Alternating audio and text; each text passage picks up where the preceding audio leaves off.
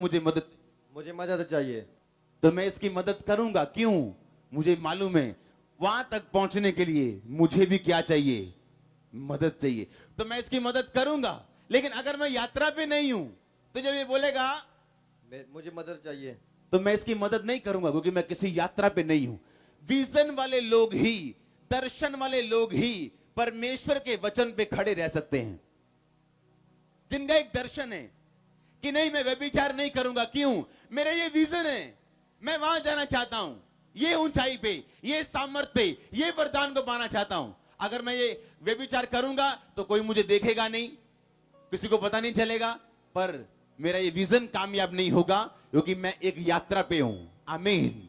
आप कंप्लेंट मत करो आपके भाई ने आपकी हेल्प नहीं की, या आपकी बुआ ने आपकी हेल्प नहीं की। आपकी हेल्प वही कर सकता है जो खुद एक यात्रा के ऊपर है, और परमेश्वर आपको डिवाइन हेल्पर्स देगा इस मीटिंग के बाद। अब अगर मेरा वो टारगेट मेरे सामने खड़ा है तो मैं हेल्प करूंगा, मैं दया करूंगा, क्योंकि मुझे मालूम है वो टारगेट मेरी शारीरिक ताकत से बाहर है। आपको मालूम है ये चंगाई जो डॉक्टर ने बोल दिया पॉसिबल नहीं, ये बेबी अब नहीं हो सकता। आपको मालूम है कि आप एक जर्नी के ऊपर हैं। अब आपको उस जर्नी को पूरा करने के लिए आत्मिक ग्रेस की जरूरत है। अब आप लोगों की दुहाई को कैंसिल नहीं कर सकते, आप अधीनगी के बिना नहीं चल सकते, क्योंकि अगर आप यात्रा के ऊपर है तो यात्रा तभी सफल होगी जब आप एक दर्शन में होंगे। तो कि आपके सामने एक टारगेट रखा हुआ है, आपने वहां पहुंचना है, आपने अपने फैमिली के गरीबी के कर्ज को खत्म करना, ये आपका टारगेट है।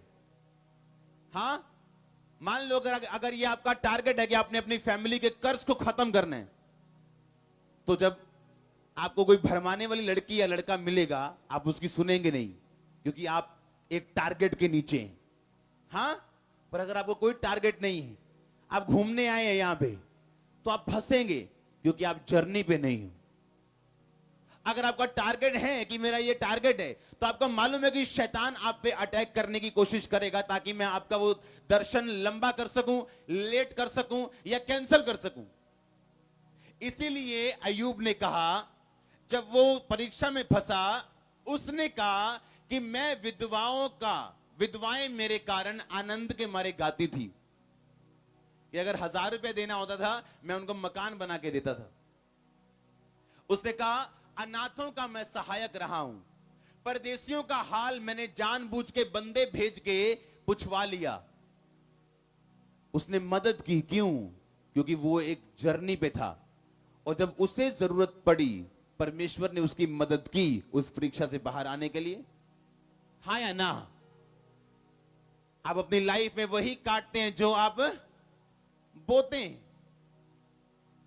आपको यह ध्यान रखना है, अगर आपका टारगेट सामने है, आप जर्नी पे हैं, आप हेल्प करेंगे लोगों की, आप वचन पे चलेंगे।